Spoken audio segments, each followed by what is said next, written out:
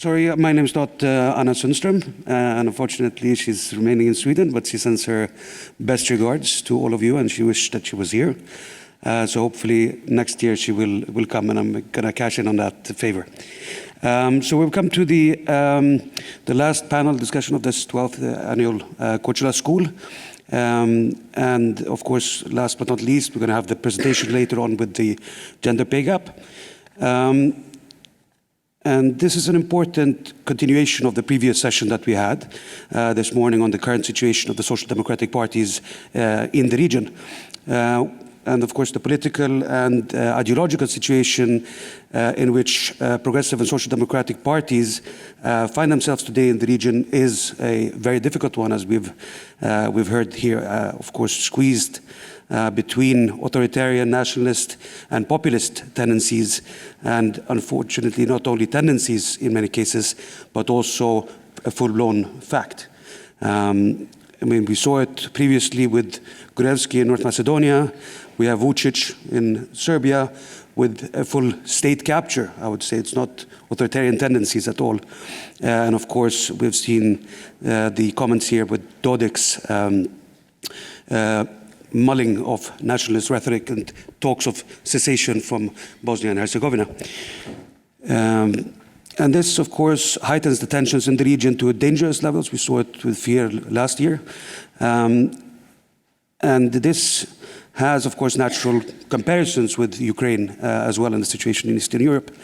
In this way, the way forward is the building of vital societies and welfare societies, and there's only one force that can actually do that, and that is us, social democratic parties and progressives, that should come together united and strong, and that's the strength in social democracy, is that we come together. And this is a process in which of course, our great partners and political foundations in tandem with our social democratic parties plays a crucial role, and it will continue to play that crucial role in raising the political capacities of our parties. And may serve as an important vehicle, of course, forward in the international support given also to the parties and how we can work closer together. So the topic of this is, of course, a critical review, the experiences, the challenges, the needs, and of course the demands. And in this we must always maintain, of course, a critical review. And like Rada said, we should have the courage to also view, review, and reconsider. So to be as progressive as possible and deliver on our messages. So with further ado, I'll give the floor to our first speaker, which is Jelena Pekic, now MP for our sister party in SDP BIH, and also since several years back the director of Forum for Left Initiative. And of course, Forum for Left Initiative works within the three main pillars of political education, social and political dialogue, as well as policy development, all which is related to strengthening the political capacities of our foundations, but also our political parties. So please, Jelena, the floor is yours.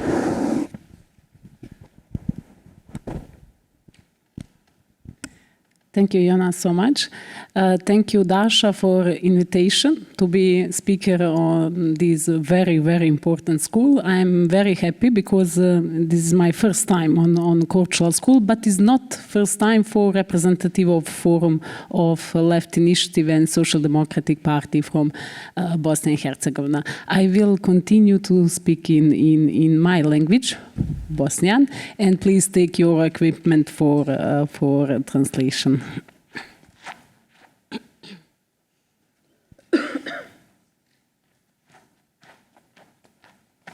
I'm waiting, Jonas. We start in FLI with Olof Palme international support, and I need to wait, Jonas, to take equipment.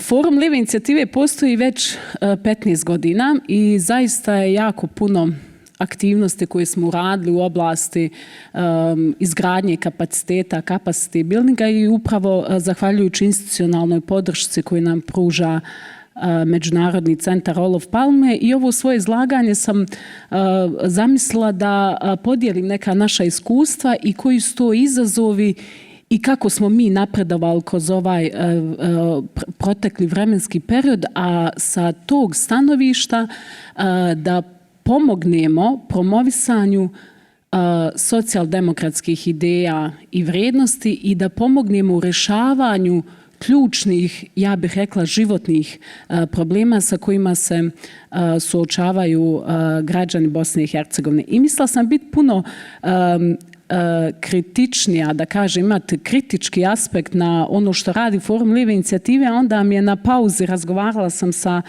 drugaricom Tamarom Tripć, ona mi je rekla, joj, vi stvarno radite dobar posao.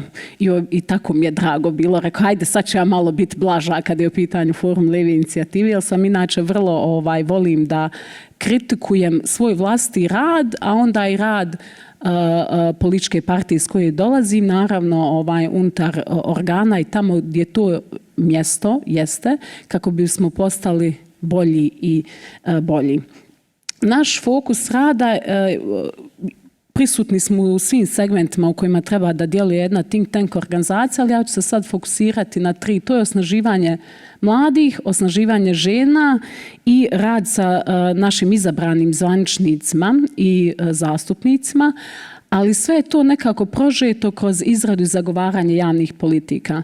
Mi zaista imamo u potpunosti izgrađene kapacitete od treninga koje pružamo našoj ciljnoj grupi, od brojnih edukacija koje su podijeljene po nivoima, od ovih, na primjer, prva edukacija sa kojom sve počinjemo je kratki socijaldemokratski otvoreni kurs za mlade, jer smo vidjeli da mladi, posebno današnje generacije, sve manje čitaju istoriju, sve manje čitaju ove osnovne postulate socijaldemokratskih vrijednosti, pa kad dođete na edukaciju pitate i za ključne ličnosti iz istorije, naprosto imate jednu tišinu s druge strane, što nas je vrlo zabrinulo i redovno radimo takve edukacije za mlade kako bi ih podsjetili i naučili šta su to ključne socijaldemokratske vrijednosti, jer ti mladi ljudi će sutra biti u prilici da provode socijaldemokratske politike. I tako smo na taj način i provodimo naše aktivnosti do političke škole, akademije, do najvišeg nivoa edukacije i kad i u tom našem razvoju opet smo vidjeli da neke stvari nedostaju. Koliko god, na primjer, kada je u pitanju osnaživanje žena, nedavno sam imala priliku razgovarati s jednim našim ekspertom, Adnanom Kadrvašća, možda ste i čuli to ime, on kaže, Jelena, ja kad sam istraživao organizacije, šta smo tu sve uradili u polju rodne ravnopravnosti i promovisanja rodne ravnopravnosti, uvidio sam šta god sam zatražio na internetu, Forum Lijeve inicijative je radio. Ali ja i dalje nisam zadovoljna. Ja jesam zadovoljna brojem žena kada govorim unutar partije, ali nisam zadovoljna stvarnim utjecajem žena na donošenje odluka. I mislim da je to poprilično, kada su pitanje zemlje Balkana, da je to svugdje isto. I onda smo pokušali, kad vidimo da nešto može biti bolje, da uvodimo nove metode. Naprimjer, jedna od novih metoda da smo uveli i, naprimjer, NLP, neurolingvističko programiranje kao jednu od edukacija za žene. Stalno trudimo se biti u korak s vremenom, a da dodatno osnažimo i ohrabrimo žene da se trebaju baviti politikom. Danas biti političar nije lako ni ženama, ni muškarcima, zato što nije popularno biti političar. Vi kad ste političar, postoji percepcija da ste korumpirani, da ćete biti kažnjeni za neke svoje postupke i odluke, ali zato smo mi tu kao organizacija da pružimo znanje, ekspertizu i da ohrabrimo žene da nema odustajanja i da moramo aktivno sudjelovati u političkim procesima. Isto tako radimo i sa zastupnicima. Naši kapaciteti, naše javne politike koje radimo su dostupne na web stranicama. Mi okupljamo zastupnike i pokušavamo rad s njima i ono što mi tražimo od naših zastupnika da rade na socijaldemokratskim vrijednostima. Kad pričamo o porezu na dohodak, kad pričamo o porezu na bogatstvo, pokušavamo i kad vidimo da nam neko se odmiče od onog što smo zagovarali u opoziciji, pokušavamo biti taj korektivni faktor da vratimo te ljude u okvire socijaldemokratije, što je jako teško. Puno smo danas pričali o tome kako se mi ponašamo kad smo u opoziciji, a kako se ponašamo kad smo na vlasti. Juče je Romina dobro rekla dobro je rekla vezano za osnaživanje mladih koji će biti prisutni i na evropskom nivou. Meni zaista nedostaje ta evropska, rekla bih regionalna, na evropskom nivou naša saradnja. I moramo osnaživati mlade ljude koji će biti lideri i prisutni na regionalnom nivou kako bi ljudi osjetili snagu socijaldemokratije. Bojim se da sad ljudi ne vide našu snagu, a najbolje ćete dobiti glasove kad ljudi vide da su socijaldemokrati neko koji ih može voditi i ko može riješiti ključne životne probleme. I zbog toga smo, na primjer, pokrenuli saradnji sa Olof Palme centrom i regionalnu školu diplomatije. Dakle, pokušavamo slušati partiju, pokušavamo slušati potrebe političke partije, pokušavamo slušati potrebe građana i potrebe nevladnog sektora s druge strane da bi kreirali programe koji će biti zaista istinski vezan izgradnju kapaciteta. Ja ću, pošto me Jonas već upozorava na vrijeme, evo Jonas Krač, imam 15 godina je jako puno iskustva i pokušavam zaista biti što kraća. Znači, moram spomenuti da sve naše aktivnosti provodimo u saradnji sa interesnim oblicima organizovanja u socijaldemokratskoj partiji, kao što je Forum žena koji je mnogo, evo gledamo našu drugarcu Azu, predsjednicu Foruma žena, koji je mnogo pomogao i Forumu lijeve inicijative u kreiranju politika vezano za rodnu ravnopravnost. I ja ću samo, evo, ovaj prvi dio mog izlaganja spomenuti ključne izazove za nas kao think tank organizacije. To je saradnja sa političkim partijama. Jako puno utiče na nas, jel imamo jaku političku stranku ili slabu. I to puno utiče na naše aktivnosti.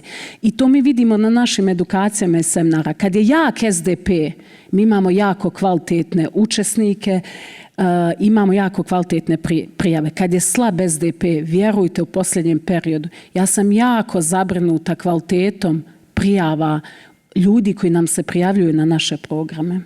I većinom se sad prijavljuju NGO aktivisti. Meni trebaju i NGO aktivisti, ali trebaju mi politički aktivisti. I jako je malo ljudi, pogotovo mladi koji se žele baviti danas politikom i to je nešto što bi mogli diskutovati da vidimo kako da odgovorimo na te izazove. Isto je tako za nas izazov kao političke fondacije, smo li u vlasti ili nismo. Mi imamo politike koje su jako kvalitetne. I evo ja sad kao zastupnica imam dodatno iskustvo da vidim šta tu trebamo popraviti u izradi naših politika. Uzmem politiku, pročitam je, dobijem odlično znanje da vladam temom, ali mi fali još da napišem konkretan zakon, konkretnu inicijativu i to je nešto sigurno što će Forum lijeve inicijative u narednom periodu rada kad imamo dokument javne politike da ga još više približimo donosiocu odluke i da mu pomognemo da tu politiku provede, jer to treba biti naš cilj, da nam politike nisu mrtvo slovo na papiru. Nove generacije, novi trendovi su jedan poseban izazov. Nova generacija, takozvana Z generacija, koju apsolutno politika ne zanima, koja je fokusirana na društvene mreže. Mi nemamo nikakav odgovor kako te ljude da pridobijemo da se politički angažuju. To je još jedan izazov. Treći izazov je regionalna saradnja. Moramo biti više prisutni. Ja gledam dosta, malo špijuniram šta nam rade i ovi liberali i drugi. Nekako, da li to možda oni bolje promovišu? Ne mora znači da su oni puno prisutni, ali puno se više sastaju nego mi. Na regionalnom, na evropskom nivou. Puno više imaju susreta i oni ipak šalju određene poruke u javnosti. Ja se ne mogu sjetiti kad smo imali zadnji put, evo sad smo, zahvaljujući opet Jonasu, imali u Skoplju jedan summit gdje se okupije naši socijaldemokrati i socijaldemokratkinje. I tu nam treba CEE Gender Network, da bude mentor think tank organizacija i socijaldemokratski politički partije ovim regionalnim inicijativama i ja zaista smatram da moramo, pored naših nacionalnih projekata, izgradnji kapaciteta posvetiti se i ovom regionalnom. I zadnja izazov je zelena agenda na kojoj je Forum Live inicijative u zadnjih 2-3 godine počeo aktivno da radi i tu trebamo biti jednim drugima podrška. I ona me upozorava, evo i ona se, ja sam završila pa se nadam da ću imati priliku još malo da podijelim s vama neka iskustva kada je u pitanju Bosna i Hercegovina, ali da odgovorim na sva vaša pitanja. Jana se izvini i hvala.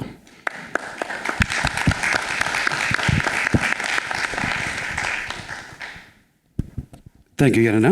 And I think it was a very good presentation in terms of what FLI does and also what the challenges have been and will continue to be forward here, especially with regards to the regionalization, which has been pinpointed here during these 2 days as well. And the Green Agenda, Jen said how to reach out, and this is how we need to be improving on this all together. And then let's try to be as quick as possible as well, so we also have space for a discussion in the end. But without further ado, second speaker is Paweł Bugajski, who is the program director at Progress Institute since 4 years back, and also former leader of the civil movement that actually drove the colorful revolution and toppled, when he came together with the political parties and the alliances, the regime of Nikola Gruevski. So please share your thoughts on the political capacity building and many more topics. Go ahead. Hi. I would like to thank you for the introduction, Jens. Hi, dear friends. I already introduced myself yesterday. I am Paweł Bugajski, the program director of the Progress Institute for Social Democracy. And thank you for reminding of the past when we were a part of the civil movement that toppled Nikola Gruevski. But I have to say that it's really, really painful to see how the conservatives, the far right, the nationalistic tendencies are growing again, and to basically see the history repeating itself. And to have increasingly greater worries about what the political future will bring in our country. And I think that the conversation that we are having now can answer several of those worries. The capacity building, the progressive capacity building of social democratic stakeholders is of key importance in order for mitigating those social risks. First, I will say just a few words for the Progress Institute. What are we doing? How are we doing it? And then I will speak a little bit more about the needs that we will have in terms of capacity building. As all partner organizations of all of Palme, we have 3 main pillars of work. We do political education, we do policy development, and we do the building of political and social dialogue. In our political education efforts, our main project is the Political Academy, where we actually work primarily with Kalevi Sorsa Foundation, but also with Bittul of Palme. It's more than a decade. I think this is the 13th generation within 16 years period that we've been doing this, and it's truly a marvelous event. A lot of our current ministers, current mayors, current members of parliament have begun their social democratic road as participants to the Political Academy. Through the policy development process, we function as a think tank, as a hub for development of progressive social democratic policies. And huge portions of the electoral program in 2016 and in 2020 was conceived and constructed through efforts of the Progress Institute for Social Democracy. The political and social dialogue, to be quite honest, is the area where we are lacking most, but is the area where we need to focus most in the future in order to mitigate the risks that I talked about initially.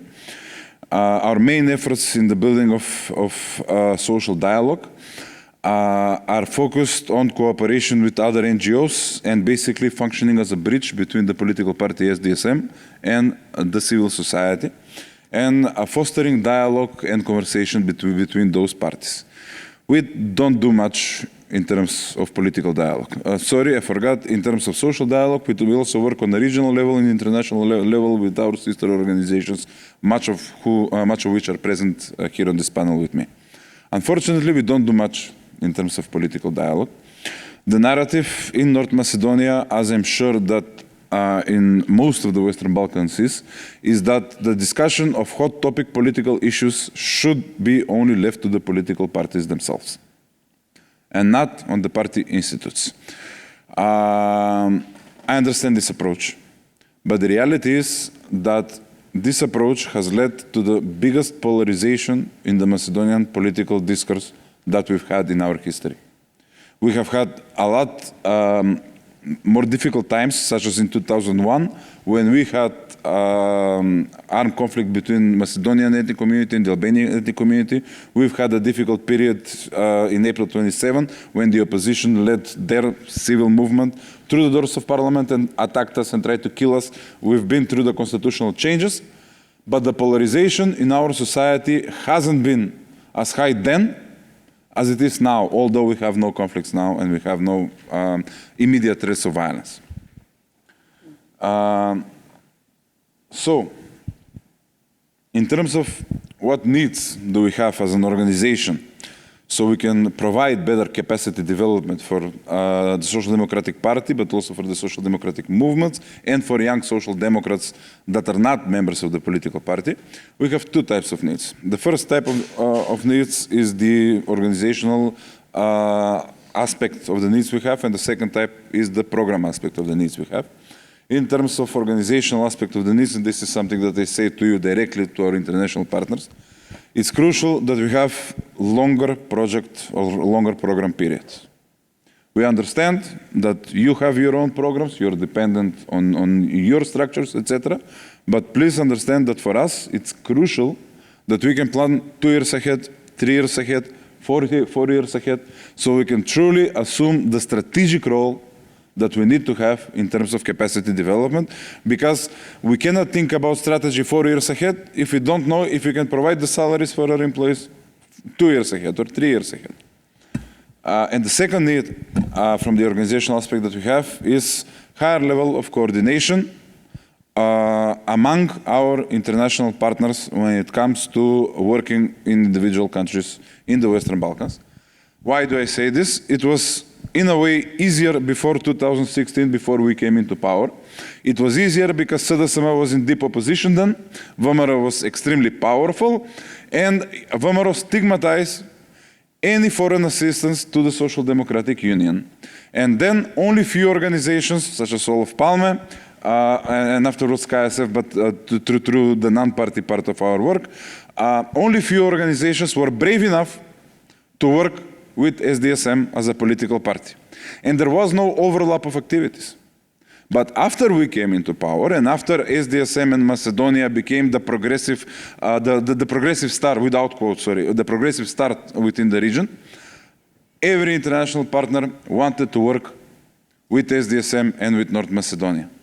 And we got a huge overlap of projects and activities, and in many cases, we are trying to do something that a lot of other international partners are doing and have been trying to do with a lot more, with a lot higher budget. So it became difficult for us as Progress to be competitive with the numerous other international players that work in Macedonia and provide these types of services.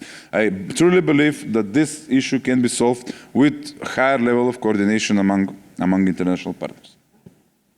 Now, from the program aspect, we did a strategic approach to the capacity development.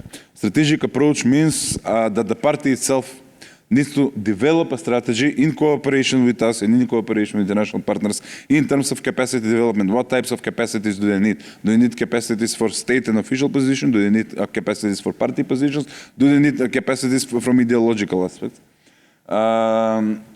The second part is the type of capacities that we are developing, not only ideological, but we also need practical skills that need to be taught, but also organizational and managerial and logistical skills. Skills in working with structures of people, working with the party.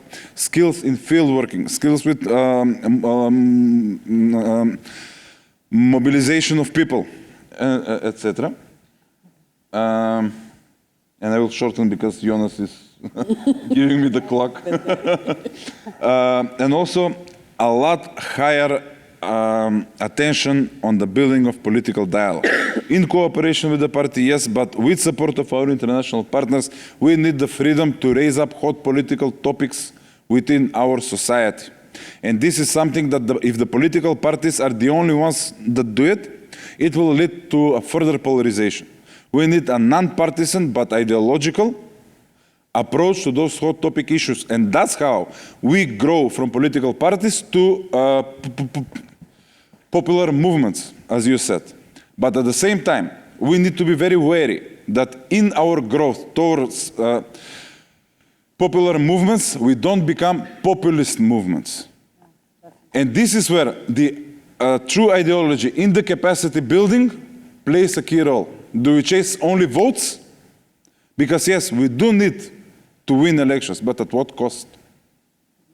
Because, don't get me wrong, there was an easier aspect when we were in opposition. Yes, things were extremely difficult, the country was in a worse place, but we always could show and could tell who was the bad guy in that situation. Now it's much more difficult because through political compromises, through coalition compromises, through mistakes, very often when we need to say who is the bad guy, we need to look in the mirror. And that hurts. You know? So, ideology, values, and a real political discourse, not based on daily poll numbers, but based on real messages and real changes that we are trying to do. And this is the last thing that I am going to say regarding to a comments and discussion that was opened previously about Ukraine. We understand the toll that supporting Ukraine has, and we have to be critical. That's why I had objections yesterday when we were speaking about awarding the candidacy status to Ukraine without them making any practical reforms and progress. They have a lot of flaws. But we have to be very wary not to turn the call for peace into a call for inaction. Because especially in these terrible times, peace will have to be arrived at through action and through resolve in our actions. Stop the daily killings. It's a good idea, but it doesn't work. It didn't work in the First World War. It didn't work in the Second World War. It didn't work in Yugoslavia in the 90s, and it won't work now. Because evil will always abuse the lack of conviction among its enemy, and it will never stop, unless stopped. Thank you.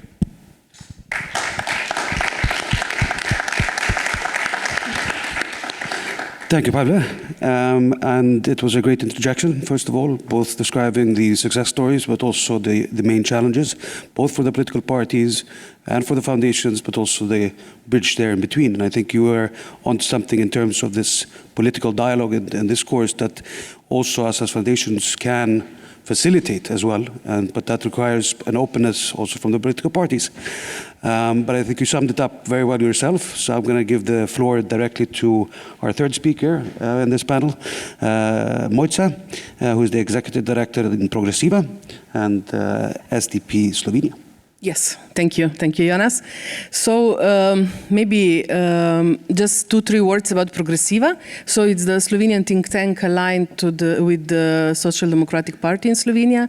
At the moment we are in coalition, so in government. And I just want to focus on what Pavle was saying. I didn't want to talk about that, but I need to say it. We went through times when the party was in the opposition, when now the party is coalition, and we saw this huge switch in what a think tank that is social democratic has to do. It's very easy to talk in the opposition, it's very hard to talk in coalition. You all probably know that, but I just wanted to stress out that everywhere is the same. I think when the elections are won by the right-wing populist or right-wing parties, whatever coalition they make, they always win like big time. You know, when their way of dealing with politics not being so much democratic is just they have a leader, they know who is the leader. Even if there are 2-3 parties aligned, they know who is running the show. When the left parties win, you know, then is, as the case in Slovenia, as I'm going to talk about it a bit later, we win very democratically. We went in these fragmented coalitions with all the program and ideas that we want to show to our citizens, and it's a big fight for survival in the end, because you have smaller left parties, and the formula in the end, we heard it before, it works, but what are the consequences? If I can go to my home country, Slovenia, we had this exercise 2 mandates ago, a big win of the center-left parties, and from 4 parties that were forming the coalition, only 2 survived. 2 are completely dead. Like, really, they don't exist anymore after 4 or 5 years. Is this kind of situation. Then we were in opposition. We were super vital. We had a lot of events. Also think tank and the party. We were doing trainings. We were really trying to look for the future, new generation, young people. We did all the check boxes that you have to do when you are doing it. And then we entered the government. And most of the positions there are not many positions in the government you can fill. You talk about 2-3 ministers and that's it. So basically there are like then cabinets and a member of the parliament. So there's like, let's say 30 people that get something. All the masses that were following all the programs and they were taught about social democracy and the values and how to deal in politics are just very not satisfied, if I can use this word. So basically what we learned is that now we re-enter the coalition. So it's a coalition of 3 parties. The Social Democrats being the second biggest. And we are again losing. Opinion polls are almost not seeing us. You know, the biggest party is killing us, is eating us. You know, like, I don't know what is going to happen in 3 years, but it doesn't look very bright, the future at the moment, because always the biggest party is still the biggest. And we are democratic. You know, we say, but they are the biggest. So we just need to keep the 2-3 portfolios that we're having. And I think this is the wrong answer, because we were teaching all these people on all our sessions, all our events, that we are democratic. Everyone can achieve everything in a party when the program is really good. We are super good at writing program, and I have to be honest. I'm a big fan of programs. I'm always in the working groups of writing political programs. But in the end, what are the results? We cannot compete with the populistic way of giving short-term, quick, and easy results to very complicated problems. And I think we are learning and repeating the history and learning it on our backs every couple of years, every elections, when we lose and when we are not winning the elections. So it's the same situation now in Slovenia. We are trying now to find ourselves as a second biggest party and try not to be eaten by the biggest party. But okay, we are at the beginning of the mandate, so let's see how it will go. But for my think tank, Progressiva, it's quite a difficult time, because during the opposition times we were opening questions and topics that were really relevant to people, as we were listening to the previous session, that were really close to the heart of people that were then voting. Now in the coalition, topics are much more broader, general, let's say also very international, because Tanja Fajon is one of the opening, you heard in the opening speeches, you know, we are into this international politics very much involved, and I think we are losing a little bit the contact and the main issues that are somehow keeping us together. So the left, because the third party is the left party, they are really left. We are the center left, and we are losing voters on this center part. No, so like, let's see what will happen. It's quite difficult. I think it is, but I'm not giving up hope. Then the second point I wanted to raise was coalitions. Yes, I'm in favor. We were talking. I think for the last 2 days we were listening about how important it is to have coalitions. We were trying to build this kind of coalition with the civil society, with young, especially. I put a lot of energy and strength with the help of FEPS.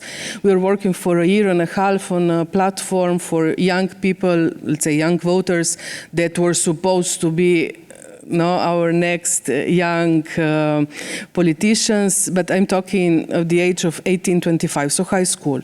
We didn't want to take students, we wanted to go even lower. So a platform for young people to decide. And what we learned, even though we were working like every week, seminars, and it was mostly online because of the COVID, but it's their way of expression. They survive in this internet sphere much more than I do or than we do. I do have Facebook, I do have Instagram and Twitter, but for them, all this is very old school. You know, they are into Snapchat and TikTok, and I don't understand that word, the logic. So we had to hire younger people to interact with them, but it's so difficult to put a political message to people that can listen to, I don't know, 20-second messages. You cannot make videos, you cannot, everything must be funny, entertaining. So for me, it was really a struggle. But in the end, we got this young generation of, let's say, future politicians that made really clear. They're focused into 3-4 different areas, being climate change, being human rights, but in their own way. And I think the politics is really lacking behind in what are the answers to what is their perception of what politics should be. Then you listen to the parliament, and then you listen to the government, and then you're just thinking like, oh, we are like on another planet from this young generation. And if we don't start working with them, we are just not going to have citizens that are going to be able to put something together in 20 years. You know, like I want clever, or let's say open-minded citizens to run my country. I don't wish to do it for the next 20 years, but I would be very happy if there will be masses behind me because I'm really for I'm also a former politician, and what I have in my mind from the beginning is like we need to create new possibilities for politicians.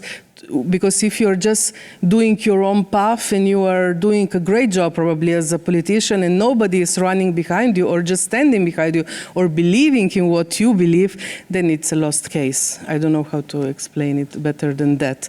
So these were my messages for today, and just the last one is the lack of internationalization of the social democracy that Alexander was mentioning in the previous panel. When right-wing parties win, all the politicians from all the prime ministers are running running during the campaign of their parties. We are lacking that. How many prime ministers come into the Balkans? How many in any of the countries in the Balkans, Slovenia, Croatia, including? Like, we're just not this kind of friendly, and I think if we start to rebuild our family in a way that we show to each other, that we show to the world or the other countries that we are strong, it doesn't, for me, for Mojca from Slovenia, if I have 7 prime ministers in the Council of the European Union, doesn't mean very much. If I go to a conference in Ljubljana and I see one of them, not 7, 8, then I'm proud to be part of this family. So if this is the message we could give to our parties, would be something I would be glad for. Thank you.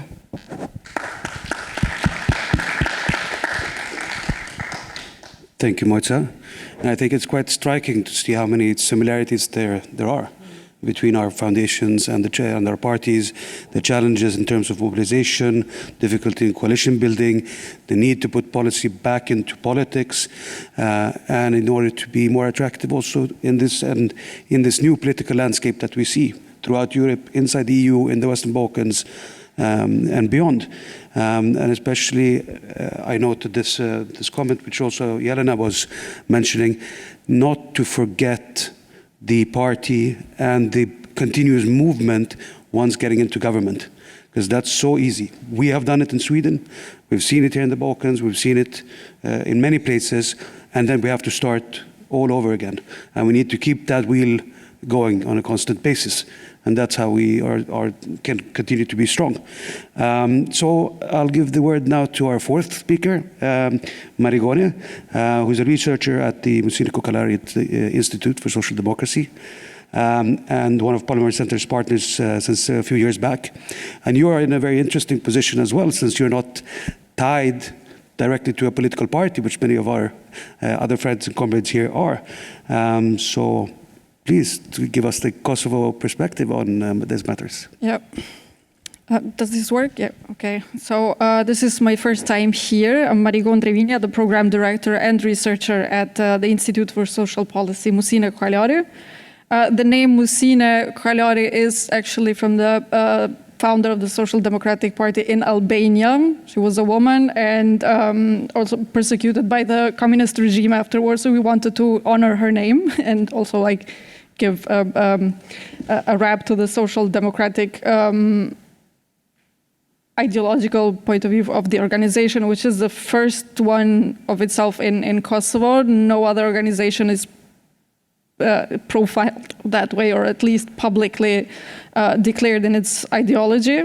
And yes, it's my points are slightly reporting on different circumstances or a working context, which is a little bit different. So, as many of you know, Kosovo has now Vedvendosje in power, which declare themselves as social democratic, but are very far from it. And currently, like you can compare it now to basically what Vučić does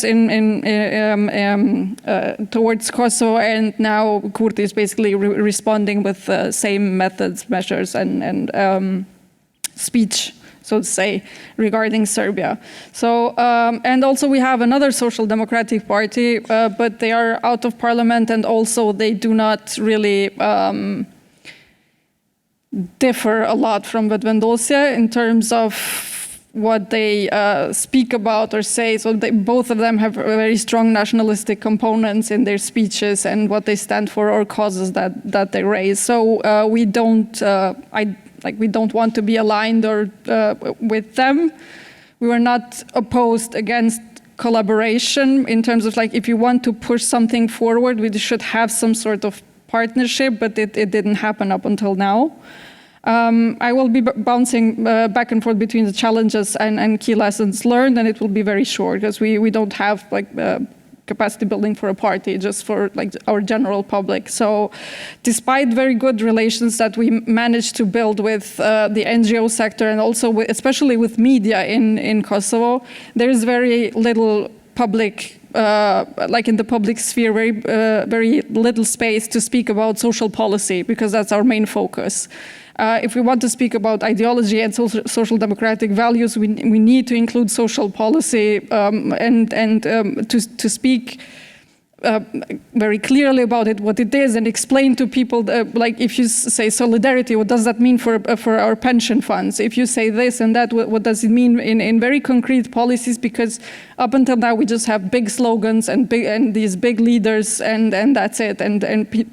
And we feel like we need to make people listen to what they are going to do. So we had Vedvendosje say, we will build 160 daycare centers for children, which is very good. None of them were built, and it's been 3 years. And we need to remind people that this is what they said, and that's a very important point. And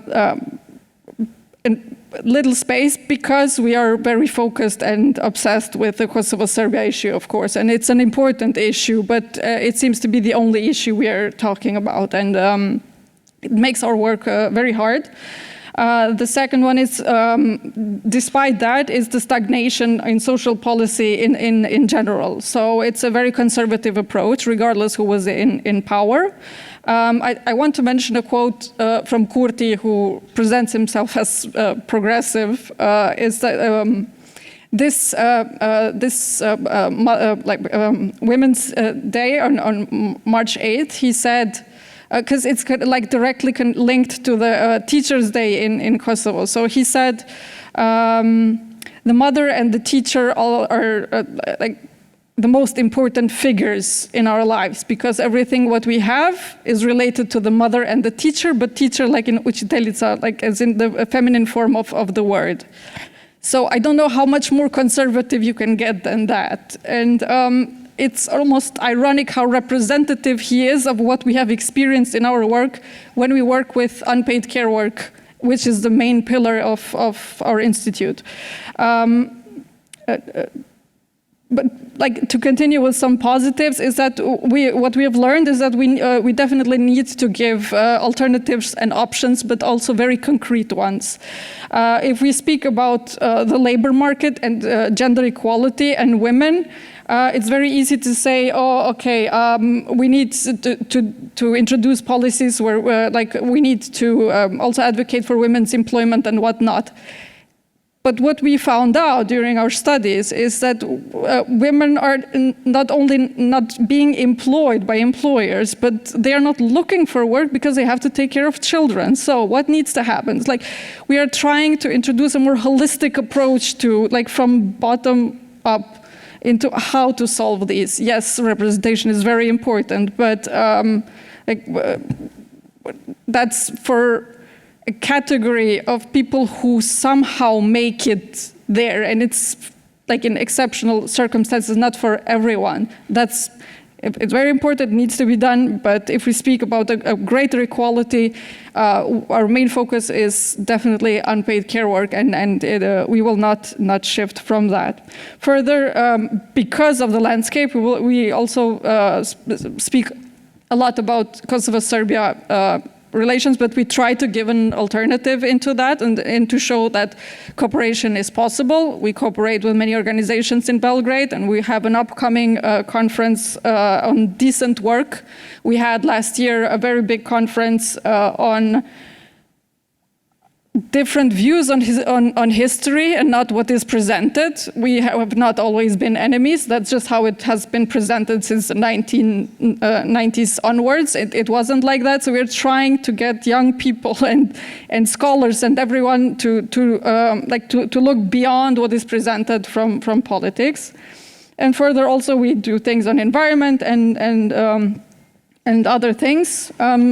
Like one more challenge before I finish with the academy, which is very important in our work, which is similar to what you do with the capacity building on your parties. It's what we are trying to do is high quality research and high quality policy making. So that means everything we do is, maybe we do one thing per year, but it's very expensive, because if you want to do that type of expertise and you want to offer it to your MPs regardless of who they are, okay, this is the study, this is the policy, this is the thing you need to vote in this particular law, and it won't cost you a thing, it's just a change that you need to make in order for this to work and whatnot. So like we try to make it as easy as possible for them, but it's getting very expensive, and it's getting more and more expensive each year. And also for us, because people are leaving, Kosovo is also affected by that. Also, we still have a positive birth rate and everything. We have a lot of youth in Kosovo, but everyone's leaving. And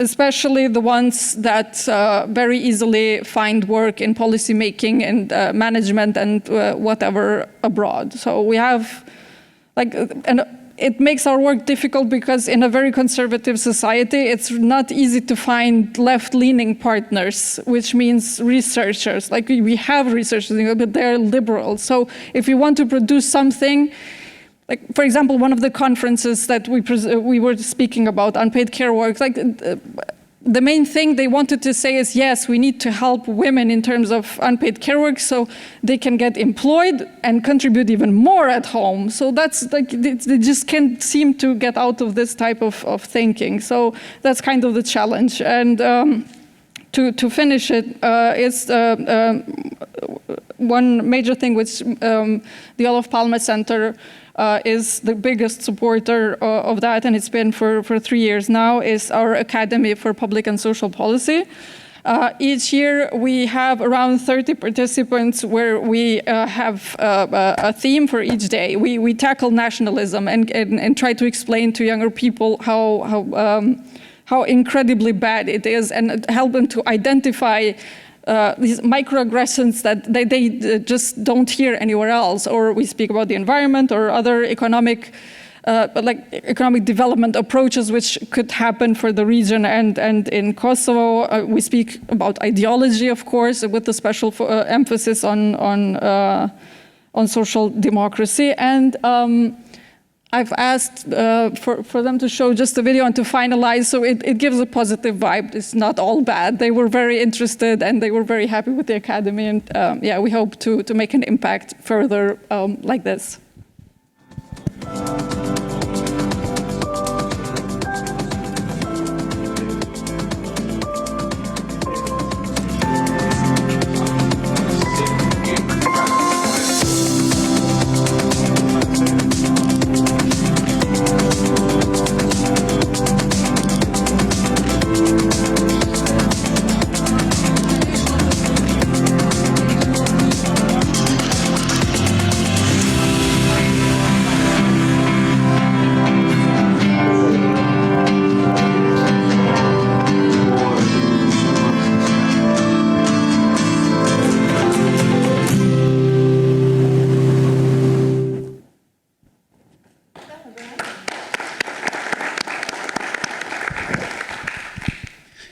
Thank you, Marigone. I think one of the important challenges that you have in Kosovo is that there is no true social democratic party.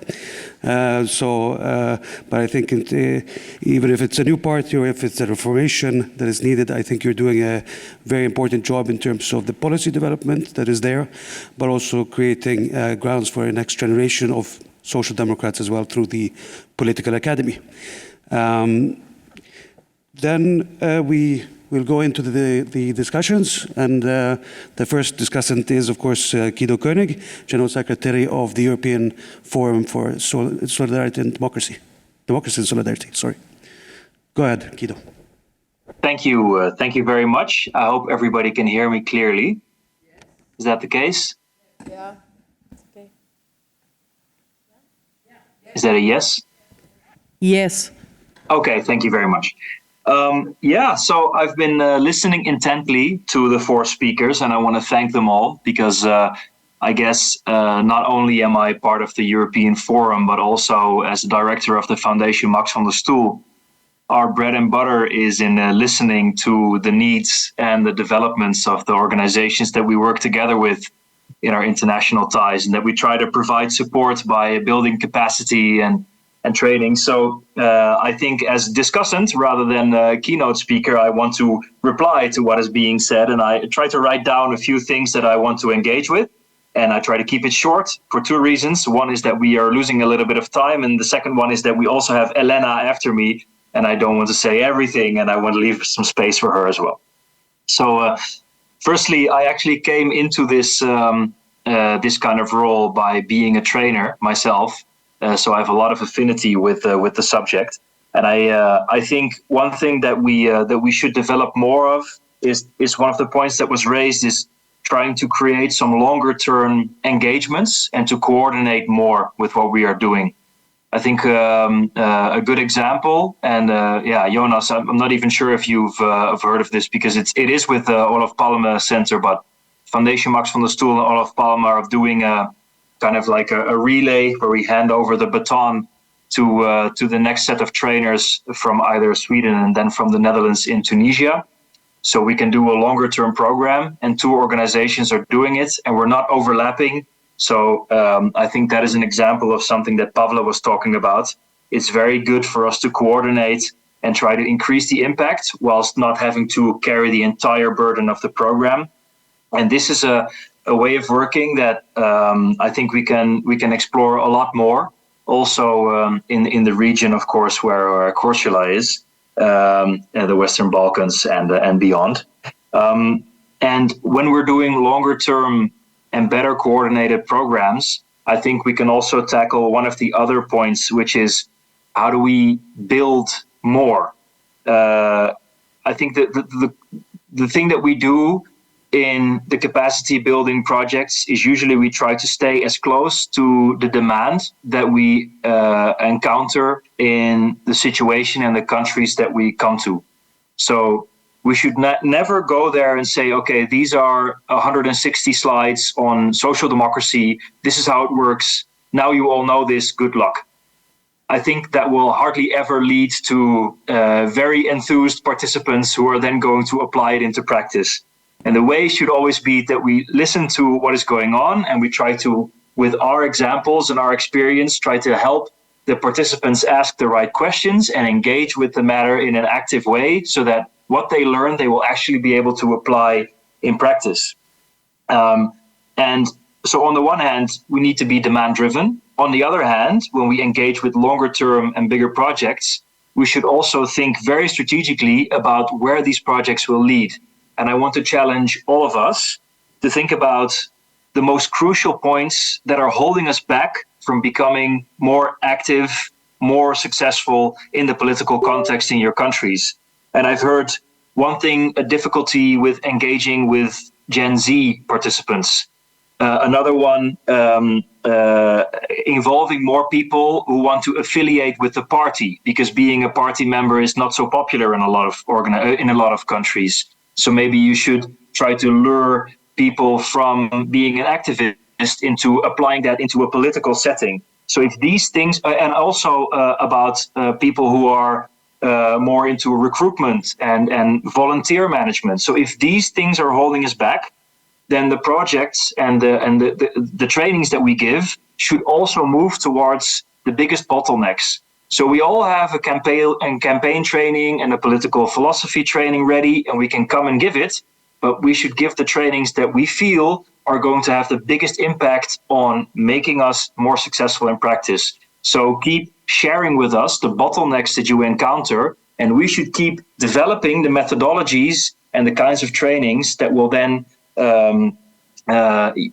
create a flow that the projects will make the parties more successful. I think from the European Forum for Democracy and Solidarity perspective, it is something that we should definitely put on our agenda in the steering committee, but also in the annual meeting, where we hope to see most of you, or maybe even all of you. I'm not exactly sure who is in the room because the camera is on the other way.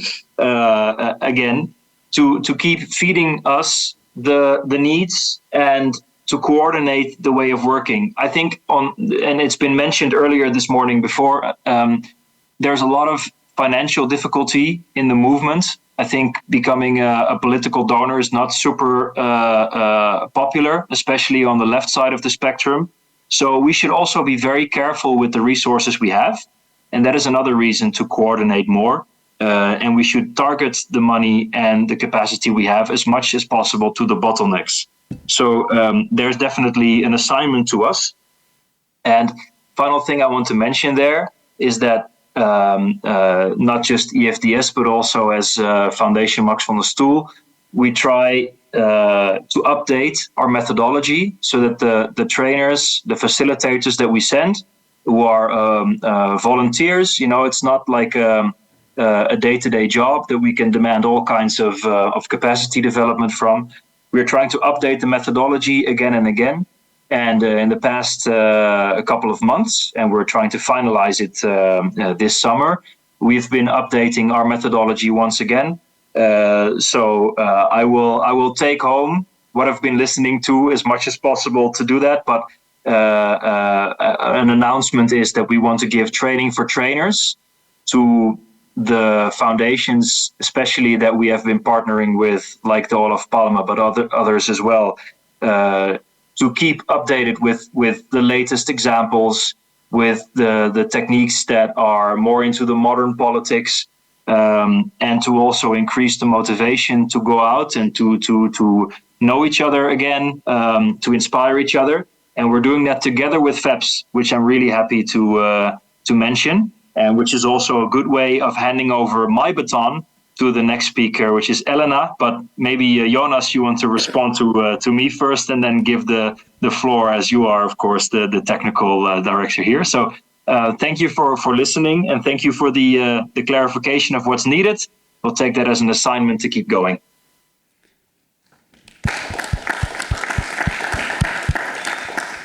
Well, thank you, Kido. You made my job very easy, so I think we can just move on. Thank you so much. Elena? Thank you so much. Thank you so much also for the nice words, Kido. And yes, like I can only encourage all of you, like in the next weeks, to contact us if you want to know more about this training for trainers that we are preparing together, thanks to the methodology that FMS is finishing. We are like a little bit as FEPS, like jumping on their initiative, but we thought that like they have the best methodology, the best trainers, and that we want to follow them.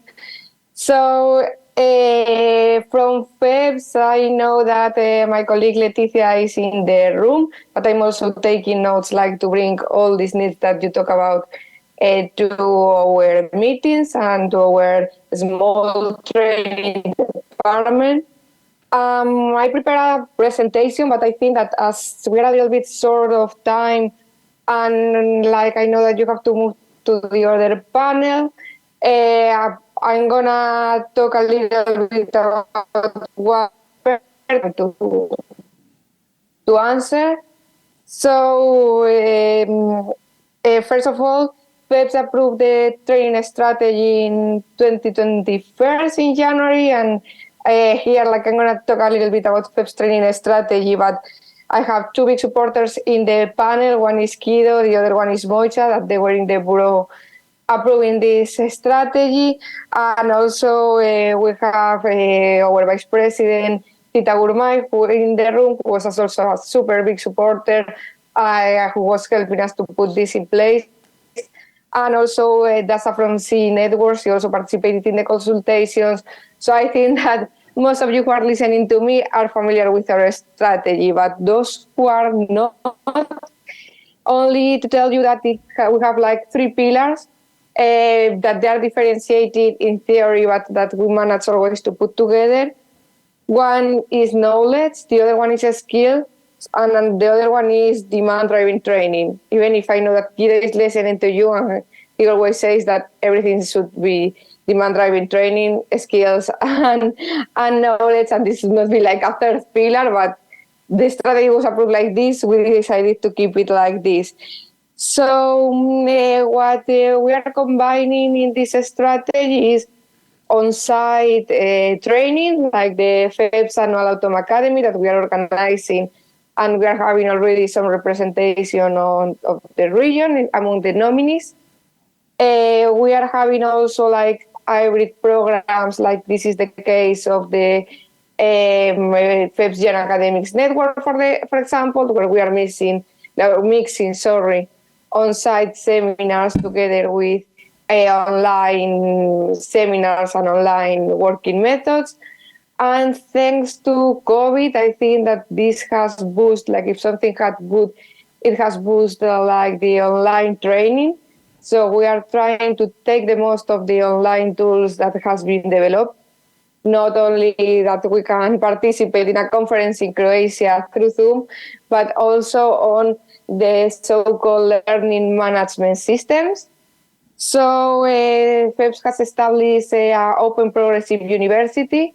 We started last May with a live conference of Paul Magnet, the leader of Parti Socialiste and also member of our scientific council.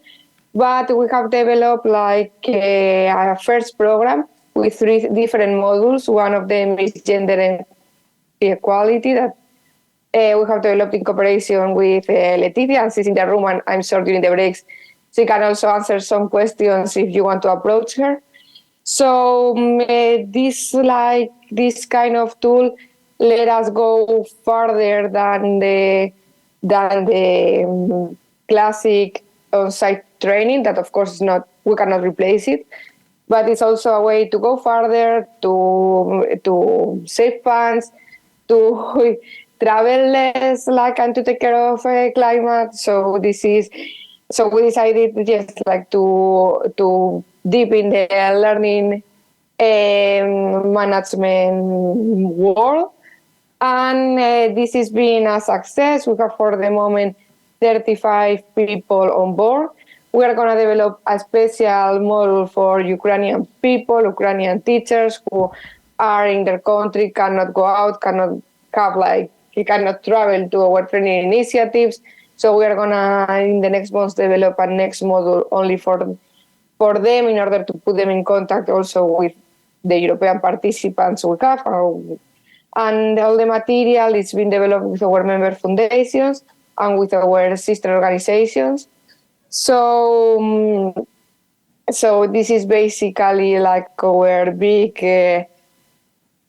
proud, like this open progressive university. And also related to gender, I would like to invite all of you, and I think you have some copies in the room, to check the primer on gender equality we have. We decided also to launch, and this was an initiative of our Secretary General Laszlo Andor when he took office, to launch a collection of primers. So these are like booklets of 150 pages, like very focused on a specific topic that everyone who wants to know, be like an advisor on a certain topic for the European Parliament, like MEPs who are working on a certain topic, or join like a specific committee in the European Parliament, or also members of national parliaments, elected politicians who want to know what's happening on an issue in the at the European level. Like this is a must-have. So we have one on gender equality, written by Agnes Hubert. It has been a super success. We don't have copies at FEPS anymore. Like those that are reminding,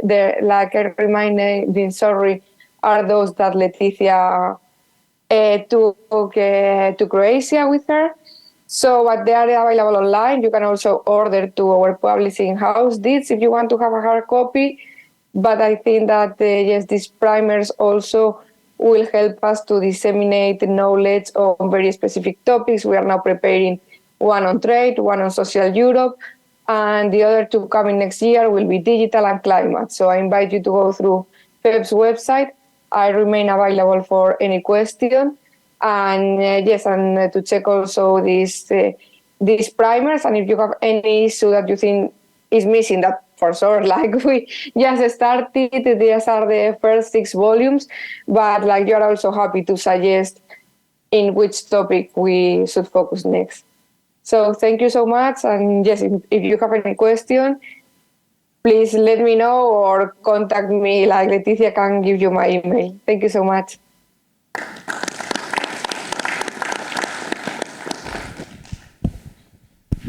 Thank you, Elena. We will definitely take a look at the primer. I think Dasha ran outside to get them now. Well, we are 45 minutes after schedule.